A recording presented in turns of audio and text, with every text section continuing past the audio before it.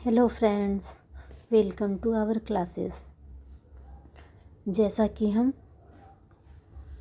सन 2025 का जून का question paper देख रहे हैं, इससे पहले वाले वीडियो में हम 1 से लेकर 15 तक क्वेश्चन PYQ कर चुके थे। अभी ये 16वें क्वेश्चन से हम स्टार्ट कर रहे हैं, जो 30 क्वेश्चन तक जाएगा विथ एक्सप्लेनेशन।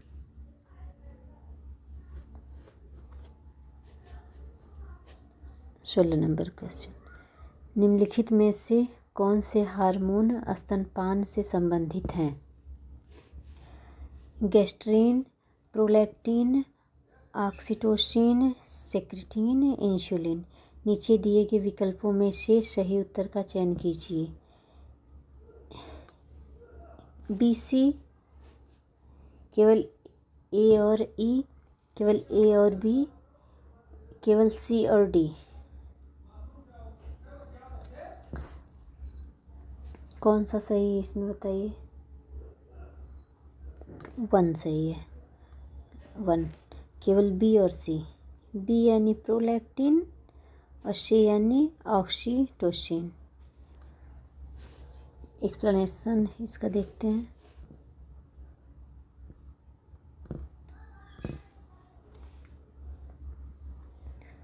निम्नलिखित हार्मोन स्तनपान से संबंधित हैं।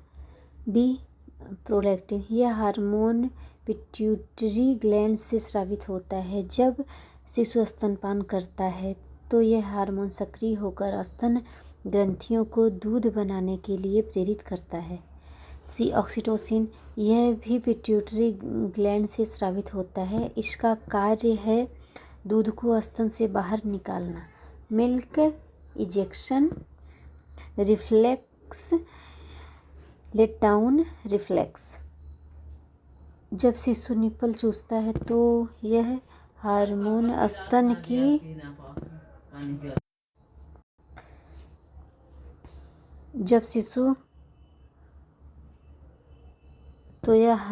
स्तन की मांसपेशियों को संकुचित कर दूध को निप्पल तक पहुंचाता है,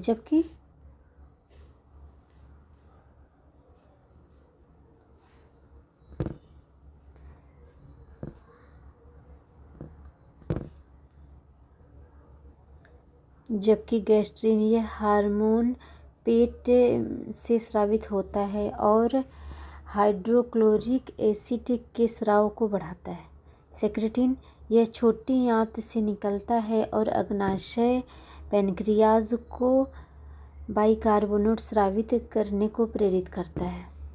इंसुलिन, यह रक्त शर्करा ब्लड शुगर को नियंत्रित करता है और अग्नाशय पैनक्रियाज से स्रावित होता है।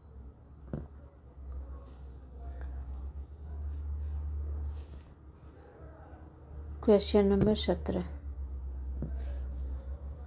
निम्नलिखित बुनावट वीव को गर्दे पर बनाने के लिए हार्नेस की बढ़ती मात्रा के संदर्भ में व्यवस्थित कीजिए।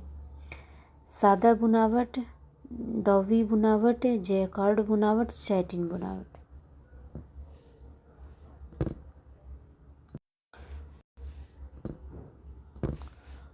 ऑप्शन नीचे दिए गए विकल्पों में से सही उत्तर का चयन कीजिए। तो इसमें विकल्प सही है दूसरा C।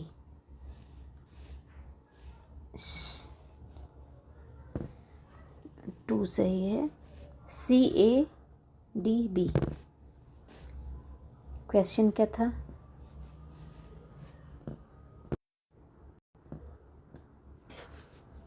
पहला आएगा जैकार्ड बुनावट, दूसरा सादा बुनावट, तीसरा सैटिन बुनावट, चौथा डॉबी बुनावट।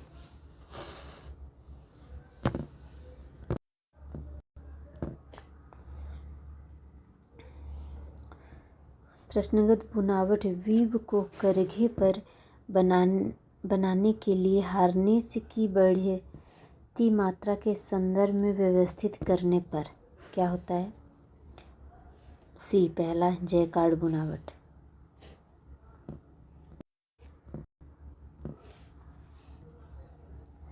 जैकार्ड बुनाई सबसे जटिल बुनाई, जिसमें विस्तृत और बड़े डिजाइन बनाए जाते हैं। इसमें प्रत्येक वार्प धागे को स्वतंत्र रूप से नियंत्रित किया जाता है, इसलिए सैकड़ों या हजारों सॉफ्ट्स जैकार्ड हुक्स लग सकते हैं। सादा बुनावट, यह सबसे सरल और बुनाई की सबसे पुरानी तकनीक है। इसमें केवल 2 हार्नेस की आवश्यकता होती है, एक ऊपर के धागों के लिए और एक नीचे के धागों के लिए। सैटिन बुनावट, इसमें धागे एक दूसरे के ऊपर से लंबे फ्लोट्स बनाते हैं। आमतौर पर इसमें 5 या उससे अधिक हार्नेस लगते हैं, आमतौर पर 5 या 8।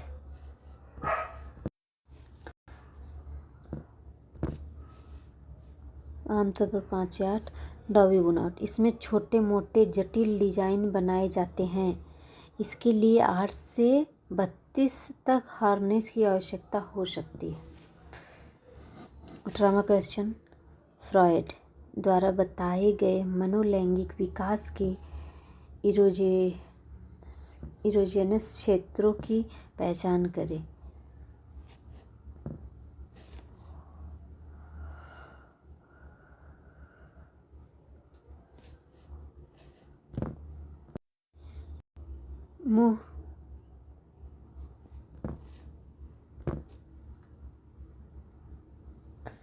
मुंह, आमाशय, हाथ, गुदा, जननांग।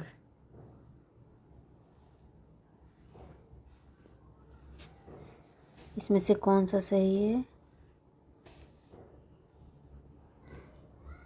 मुंह हो गया, गुदा हो गया, जननांग हो गया, जेनाइटल, एनस, माउथ। ऑप्शन देखते हैं।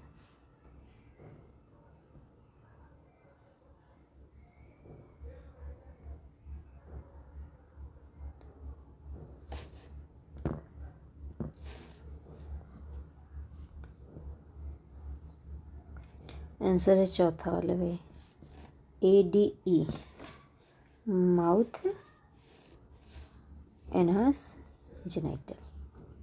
एक्सप्लेनेशन देखें।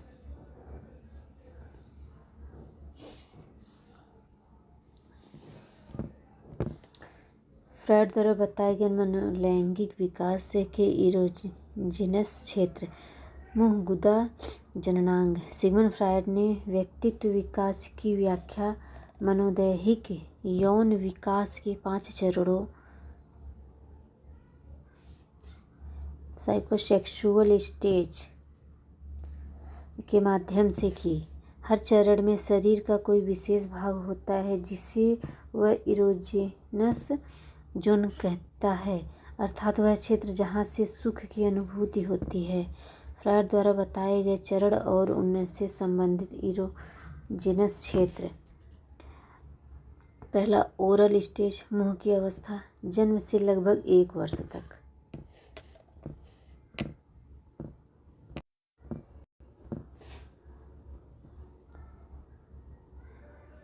जन्म से लगभग 1 वर्ष तक इरोजेनस क्षेत्र मुंह। बच्चा चूसने, निगलने, काटने जैसी गतिविधियों से आनंद लेता है। एनल स्टेज, गुदा अवस्था, आयु 1 से 3 वर्ष।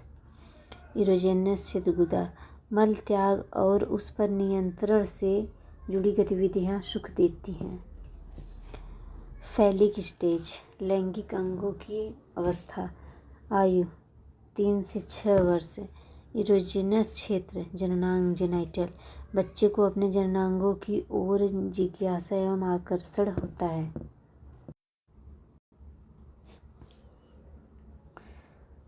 लेटेंसी स्टेज, निष्क्रिय अवस्था, आयु 6 से 12 वर्ष। इस अवस्था में इरोजेनस क्षेत्र विशेष सक्रिय नहीं होते। यौन ऊर्जा सामाजिक और बौद्धिक गतिविधियों की ओर मुड़ जाती है। जेनाइटल स्टेज, प्रजनन अंगों की अवस्था, किशोरावस्था से वयस्कता तक फिर से जननांग प्रमुख जेनस जोन बनते हैं, लेकिन अब यह आकर्षण दूसरों की ओर सेक्सुअल रिलेशनशिप्स मुड़ता है।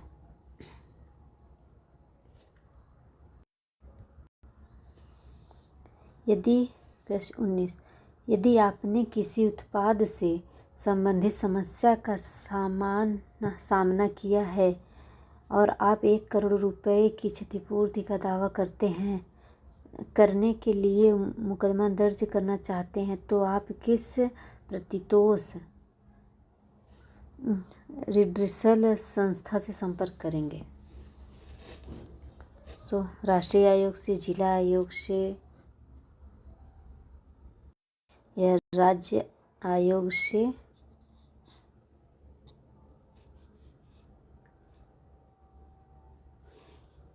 राज्य आयोग से, ग्राम पंचायत से। आंसर होगा 3, जिला।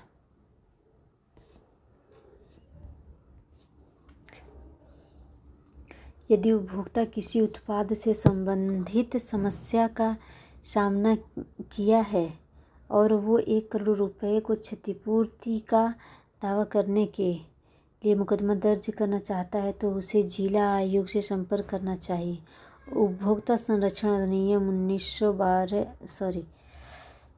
2019 के अनुसार उपभोक्ता विवादों के निवारण के लिए 3 स्तरीय संस्थागत ढांचा है: जिला आयोग, डिस्ट्रिक्ट कमीशन।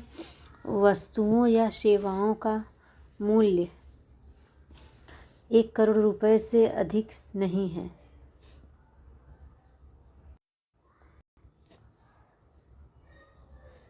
राज्य आयोग, स्टेट कमीशन। वस्तुओं या सेवाओं का मूल्य 1 करोड़ से ज़्यादा 10 करोड़ रुपए से कम।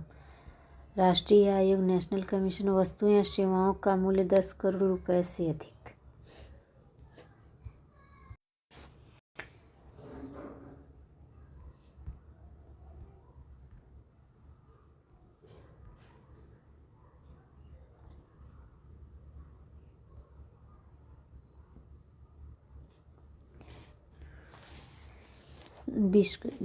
संयुक्त राष्ट्र द्वारा कितने सस्टेनेबल डेवलपमेंट गोल SDGs और लक्ष्यों टारगेट को पारित किया गया है?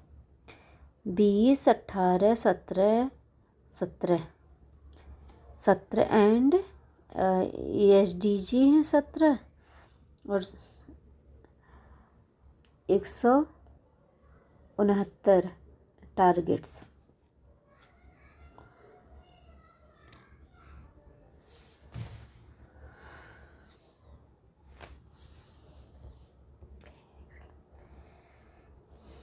संयुक्त राष्ट्र द्वारा 17 SDGs और 169 टारगेट लक्ष्य को पारित किया गया है।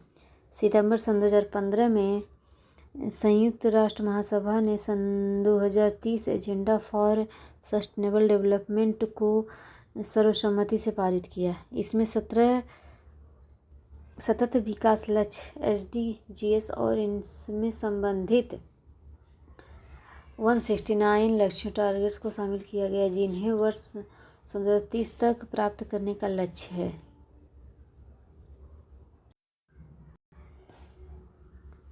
SDGs का मुख्य उद्देश्य विश्व में गरीबी हटाना, पृथ्वी की रक्षा करना और सभी के लिए शांति व समृद्धि सुनिश्चित करना। इसमें स्वास्थ्य, शिक्षा, लिंग समानता, स्वच्छ जल, जलवायु कार्यवाही, संस्थागत सुधार आदि विविध क्षेत्र शामिल हैं।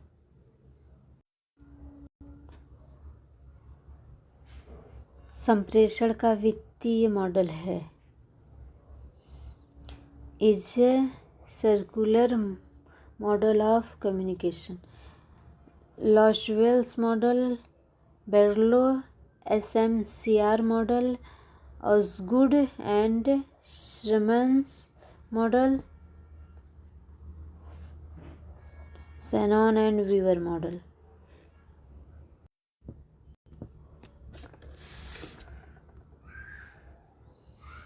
तीसरा, संप्रेषण का वित्तीय मॉडल है ऑसगुड और श्रम मॉडल।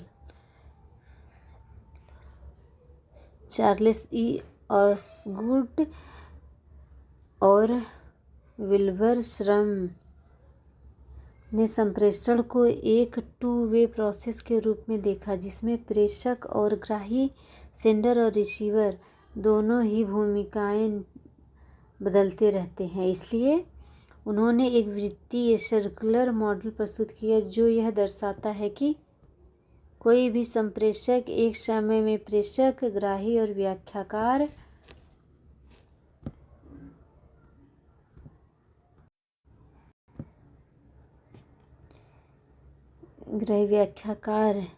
एनकोडर, डिकोडर, इंटरप्रेटर तीनों की भूमिका निभा सकता है। यह संप्रेषण को गतिशील, डायनेमिक और परस्पर संवादात्मक इंटरैक्टिव प्रक्रिया के रूप में दर्शाता है। मॉडल की विशेषता। इनेयर मॉडल जैसे सेनवीवर के विपरीत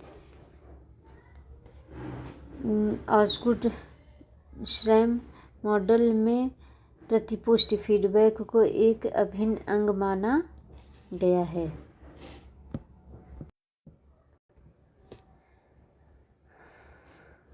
इसमें कोडिंग, व्याख्या, इंटरप्रेटिंग और डिकोडिंग एक निरंतर चक्रीय प्रक्रिया में होते हैं। 22वां क्वेश्चन, कपास पद्धति कताई के चरणों को सही क्रम में व्यवस्थित करें।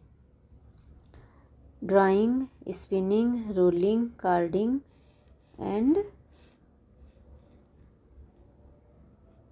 Blow room operation. नीचे दिए गए विकल्पों में से सही विकल्प का चयन कीजिए।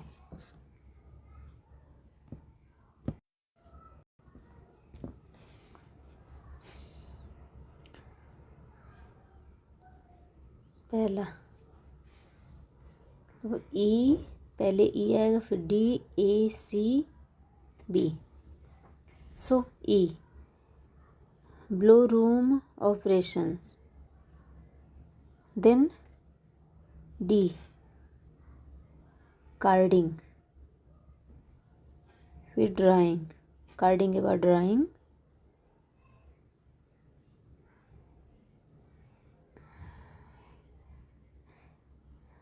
सॉरी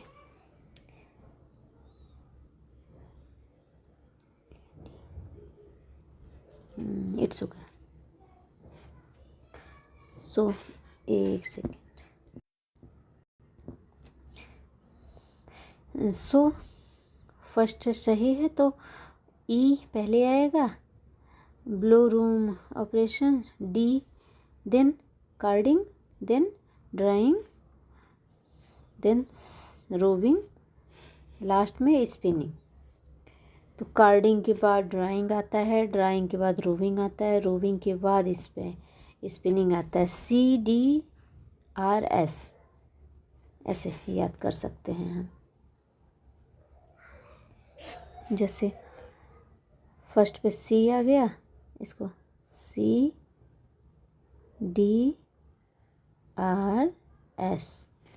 बी भी ले सकते हैं।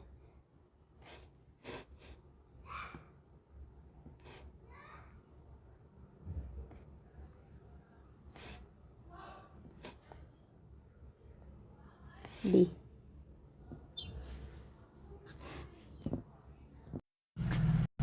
सो CDRS, बी आएगा पहले, फिर सी, फिर DRS, CDRS। एक्सप्लेनेशन। कपास पद्धति कॉटन सिस्टम में कताई स्पिनिंग की प्रक्रिया कई क्रमिक यांत्रिक चरणों में होती है ताकि रेशों को साफ करके समानांतर किया जा सके और अंततः सूत में बदला जा सके।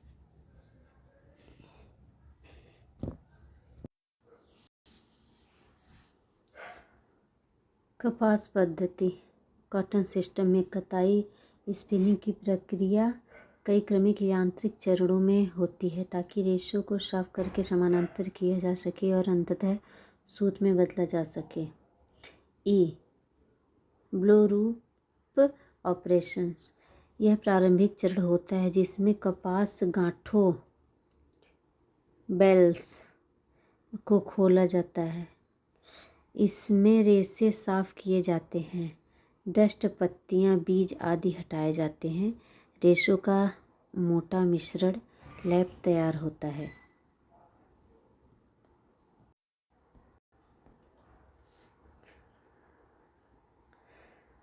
कार्डिंग है रेशों को छोटे छोटे तंतुओं में विभाजित कर उन्हें समानांतर करता है। यह रेशों को अलग करता है, छोटे गंदे कणों को हटाता है और स्लीवर बनाता है। ड्राइंग, यह कार्ड सिल्वरों को सीधा व एक समान करने के लिए होता है। इसमें कई स्लीवरों को मिलाकर एक समान मोटाई वाला स्लीवर तैयार किया जाता है। इससे लंबाई व मोटाई में स्थिरता आती है।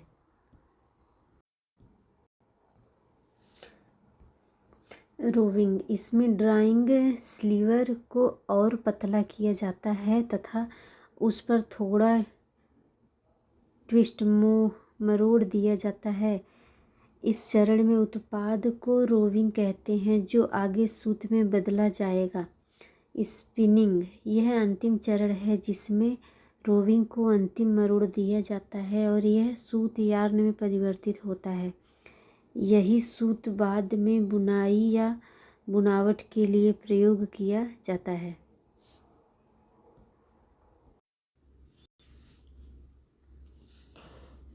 क्वेश्चन 23, सूची 1 से सूची 2 को मिलान कीजिए। ये क्वेश्चन पूरा आ नहीं रहा था इसमें, इसलिए हमने इसको रोटेट कर दिया। समर्थन एडवोकेसी के प्रकार, टाइप ऑफ एडवोकेसी, और दूसरे में लिस्ट, विवरण, डिस्क्रिप्शन। तो फर्स्ट है ए में वैधानिक एडवोकेसी और नीति और कानून परिवर्तनों से संबंधित। दूसरा साथी एडवोकेसी, समस्या के समाधान के लिए शिक्षित विशेषज्ञों को नियुक्त किया जाता है।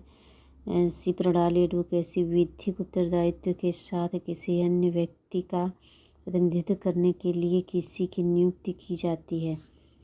व्यावसायिक एडवोकेसी, सहायता प्रदान करने वाला व्यक्ति भी समान समस्या से गुजरा है या गुजर रहा है।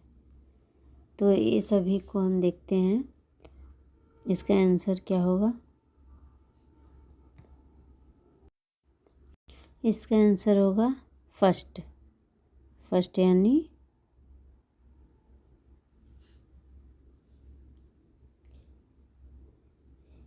ए का तीसरा सही होगा।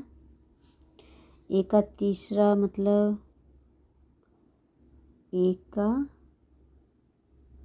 तीसरा वैधानिक एडवोकेसी, स्टैट्यूटरी एडवोकेसी, विधिक उत्तरदायित्व के साथ किसी अन्य व्यक्ति का प्रतिनिधित्व करने के लिए किसी की नियुक्ति की जाती है वैधानिक एडवोकेसी में। और बी का चौथा यानी साथी एडवोकेसी में सहायता प्रदान करने वाला व्यक्ति भी समान समस्या से गुजरा है या गुजर रहा है।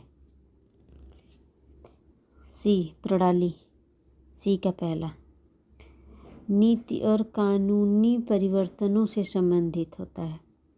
और व्यावसायिक एडवोकेसी, डी वाला दूसरा, समस्या के समाधान के लिए शिक्षित विशेषज्ञों को नियुक्त किया जाता है।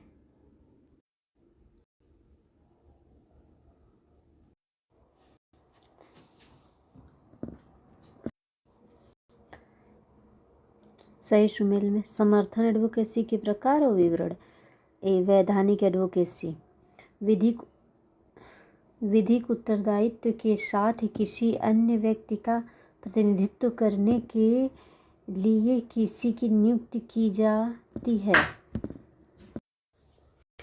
साथ ही एडवोकेसी सहायता प्रदान करने वाला व्यक्ति भी समान समस्या से गुजरा है या गुजर रहा है। सी प्रणाली एडवोकेसी नीति और कानूनी परिवर्तनों से संबंधित।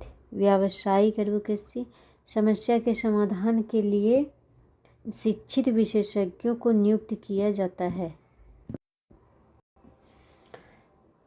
24 नंबर क्वेश्चन। अधिकांश बच्चों समेत परिवार पारिवारिक जीवन चक्र के विभिन्न चरणों से गुजरते हैं। संकुचनशील परिवार चरण में निम्नलिखित उपचरण सम्मिलित हैं। ए व्यावसायिक समायोजन की अवधि, आरंभन अवधि, स्थापन अवधि, वित्तीय प्रतिलाभ की अवधि।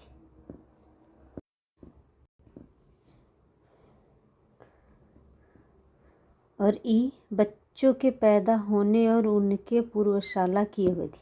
नीचे दिए गए विकल्पों में से सही उत्तर चयन कीजिए।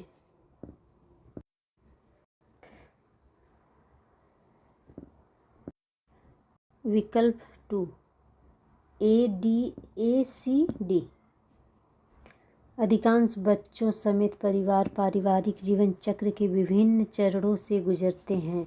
संकुचनशील पारिवारिक चरण में निम्नलिखित उपचरण सम्मिलित हैं। व्यावसायिक समायोजन की अवधि।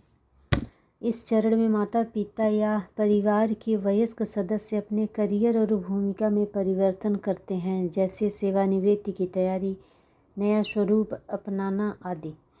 यह विशेष रूप से तब होता है जब बच्चे आत्मनिर्भर हो जाते हैं। सी स्थापन अवधि।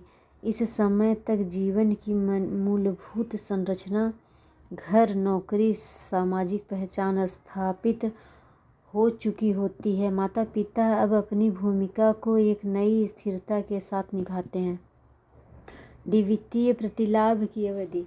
यह वह समय होता है जब परिवार को वित्तीय स्थिरता और लाभ प्राप्त होते हैं, बच्चे आत्मनिर्भर हो चुके होते हैं और माता पिता की आय पर अपेक्षाकृत कम बोझ होता है। 25 क्रमादेशित प्रोग्राम्ड निर्णयों की क्या विशेषताएं हैं? ये समस्याएं विशिष्ट और नवीन होती हैं। समाधान नियमों और निर्धारित प्रक्रियाओं पर आधारित होते हैं। सी केवल शीर्षस्थ प्रबंधन द्वारा लिए जाते हैं।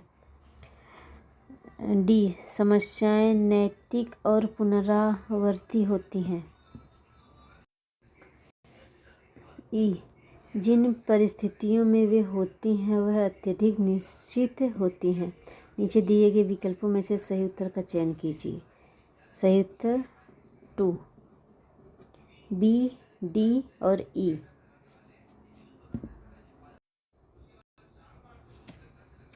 क्रमादेशित निर्णय वे निर्णय होते हैं जो पूर्व निर्धारित नियमों, प्रतिक्रियाओं और मानकों के आधार पर लिए जाते हैं।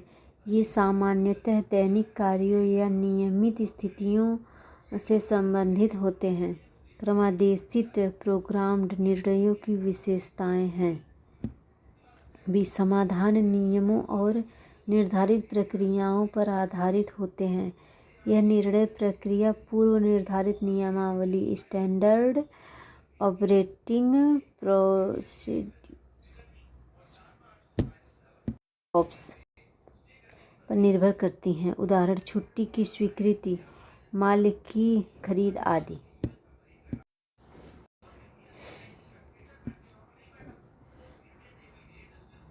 डी समस्याएं नैतिक और पुनरावर्ती होती हैं। ऐसे निर्णय उन्हीं परिस्थितियों में बार बार लिए जाते हैं जिनका स्वरूप एक जैसा होता है।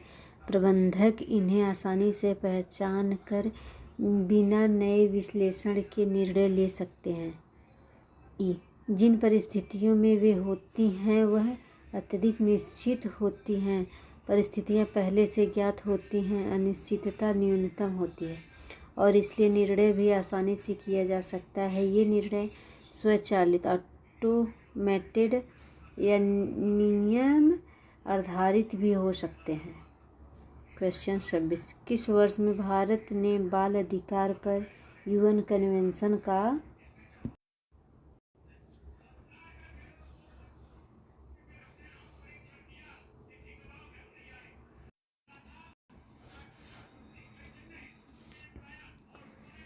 किस वर्ष में भारत ने बाल अधिकार पर यूएन कन्वेंशन का अनुसमर्थन किया था?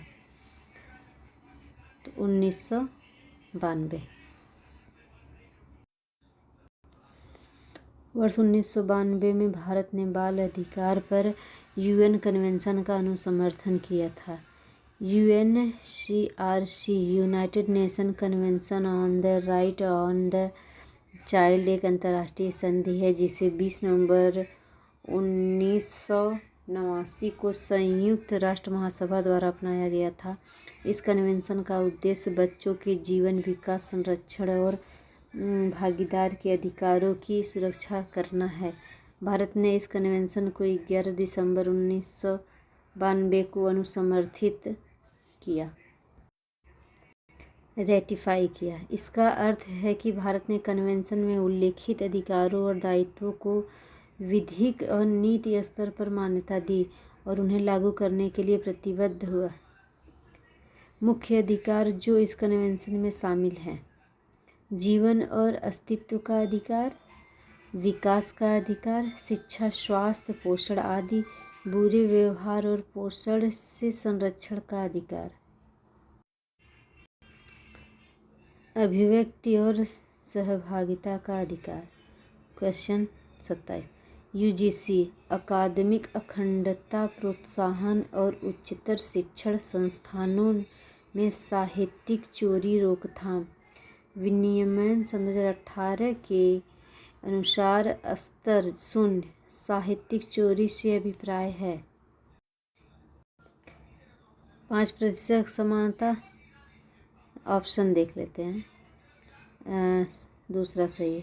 10% तक समानता अगर है तो साहित्यिक चोरी 0 साहित्यिक चोरी मानी जाएगी। यूजीसी अकादमी अखंडता प्रोत्साहन और उच्चतर शिक्षण संस्थानों में साहित्यिक चोरी रोकथाम विनियमन 2018 के अनुसार स्तर 0 साहित्यिक चोरी से अभिप्राय 10% तक समानता है। 2018 ने शोध पत्रों, थीसिस, प्रोजेक्ट्स, रिपोर्ट्स आदि में साहित्यिक चोरी, प्लेगियरिज्म के लिए 4 स्तर निर्धारित किए हैं। पहला स्तर है 0 से 0% से 10% तक समानता की सीमा।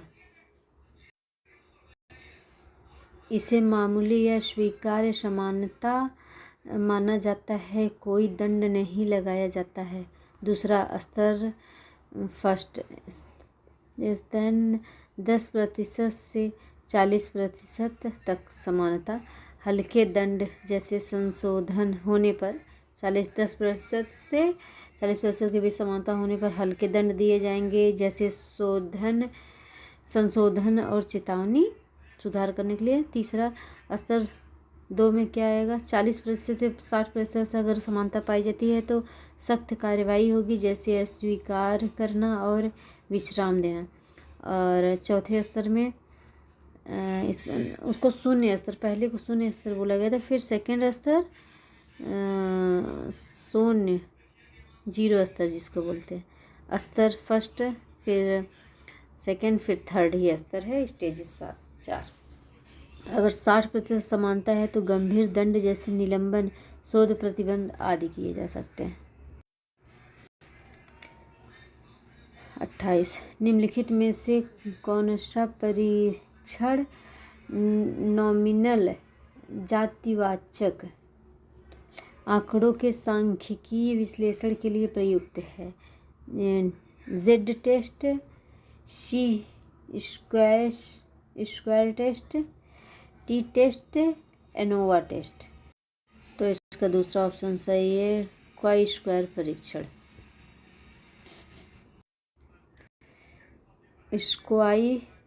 काई स्क्वायर परीक्षण नॉमिनल जातिवाचक आंकड़ों के सांख्यिकीय विश्लेषण के लिए प्रयुक्त होते हैं, जबकि काई स्क्वायर टेस्ट एक गैर पैरामीट्रिक परीक्षण नॉन पैरामीट्रिक टेस्ट है जो यह जांचता है कि दो या अधिक वर्गीकृत कैटेगरिकल चर के बीच कोई सांख्यिकीय संबंध एसोसिएशन है या नहीं। यह ऑब्जर्व्ड फ्रीक्वेंसी और एक्सपेक्टेड फ्रीक्वेंसी के बीच अंतर को मापता है। इसका उपयोग आमतौर पर तब किया जाता है जब डेटा नॉमिनल स्केलिंग धर्म जाति हो, ना हो, पसंद नापसंद पर हो। जबकि फर्स्ट जेड परीक्षण, यह मात्रात्मक आंकड़ों क्वांटिटेटिव डाटा के लिए होता है। उपयोग तब किया जाता है जब नमूने का आकार बड़ा N 30 हो और जनसंख्या का मानक विचलन ज्ञात हो। टी परीक्षण, यह गणनात्मक आंकड़ों इंटरवल रेशियो डाटा की दो माध्यकों मीन्स की तुलना करने के लिए उपयोग किया जाता है, जैसे दो समूहों के बीच औसत अंकों की तुलना। अनुवाद, यह 3 या अधिक समूहों के बीच माध्यकों की तुलना करता है। यह भी मात्रात्मक डेटा जैसे टेस्ट स्कोर, ब्लड प्रेशर के लिए उपयुक्त होता है। 29 नंबर क्वेश्चन, किसी शोध अभिकल्प रिसर्च डिजाइन में निम्नलिखित में से कौन से कथन प्रायिकता प्रतिचयन प्रोबेबिलिटी सैंपलिंग के लिए सत्य है? पहला, ब्रह्मांड के प्रत्येक मध्य के समावेशन की समान संभावना है। बी, इसमें पक्षपात का खतरा रहता है। सी, सैंपल का वही संयोजन और विशेषताएं होती हैं जो ब्रह्मांड की हैं। सैंपल का चयन अनुसंधानकर्ता की सुविधा पर आधारित होता है। वैयक्तिक इकाइयों का चयन लॉटरी विधि से किया जा सकता है। नीचे दिए गए विकल्पों में से सही उत्तर का चयन कीजिए। तीसरा विकल्प सही है, केवल ए, सी और ई। किसी शोध या विकल्प रिसर्च डिजाइन में निम्नलिखित कथन प्रायिकता प्रतिचयन प्रोबेबिलिटी सैंपलिंग के लिए सत्य है। ए, ब्रह्मांड के प्रत्येक मध्य के समावेशन की समान संभावना है। यह प्रोबेबिलिटी सैंपलिंग का मूल सिद्धांत है। हर इकाई के पास चयनित होने की बराबर संभावना होती है, जिससे निष्पक्षता और प्रतिनिधित्व सुनिश्चित होता है। सी, सैंपल का वही संयोजन और विशेषताएं होती हैं जो ब्रह्मांड की है। प्रायिकता प्रतिवचन में नमूना ब्रह्मांड का एक लघु रूप है।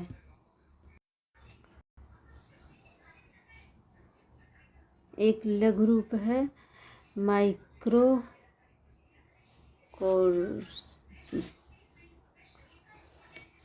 होता है, इसलिए इसमें ब्रह्मांड की विशेषताएं कैरेक्टरिस्टिक और विविधता समान रूप से परिलक्षित होती हैं। सी, वैयक्तिक इकाइयों का चयन लॉटरी विधि से किया जा सकता है। लॉटरी विधि एक सामान्य सरल प्रायिकता प्रतिचयन सिंपल रैंडम सैंपलिंग तकनीक है। यह पूरी तरह यादृच्छिक रैंडम है जो प्रायिकता विधियों में वैध मानी जाती है। तीसरा क्वेश्चन, परिधानों की फिट का मूल्यांकन निम्नलिखित में से किन घटकों पर आधारित है? तंतु रचना, grain, ease, line, count, set. नीचे दिए गए विकल्पों में से सही उत्तर का चयन कीजिए। दूसरा, ए, बी, सी, ई। तो परिधानों की फिट का मूल्यांकन निम्नलिखित घटकों पर आधारित। ए, ग्रेन, तंतु रचना, परिधान की कटी हुई दिशा और ताने बाने। वार्प एंड वेफ्ट की समरेखीयता को दर्शाता है। यदि तंतु रचना सही न हो तो कपड़ा खिंचाव में गलत दिशा में जाएगा और फिट तिरछा या असंतुलन लगेगा। अनुशासित ग्रेन एक बेहतर फिट के लिए आवश्यक है। ईज शरीर और परिधान के बीच का वह अतिरिक्त स्थान है जो गतिशीलता और आराम के लिए आवश्यक होता है। दो प्रकार का ईज होता है, वास्तविक ईज वियरिंग आराम के लिए, डिज़ाइन ईज डिज़ाइन स्टाइल के लिए। लाइन यह दर्शाता है कि परिधान की विभिन्न रेखाएं जैसे साइड, सीम, सेंटर, फ्रंट, बैक सीधी और समरूप है या नहीं। यदि रेखाएं टेढ़ी या मुड़ी हुई हों तो फिट खराब मानी जाती है। सेट का अर्थ है कि परिधान शरीर पर कैसे बैठता है, कहीं सिलवटें, खिंचाव या झोल तो नहीं। यदि परिधान बिना किसी सिलवट या तनाव के शरीर पर आराम से बैठता है तो कहा जाता है कि इसका सेटिंग अच्छा है। सो फ्रेंड्स, ये हमारा सेकंड वीडियो था जून सन 2025 के PYQ का, और 30 क्वेश्चन तक हम इसमें देख चुके हैं और 31वें क्वेश्चन से नेक्स्ट वीडियो में देखेंगे। Thanks for watching.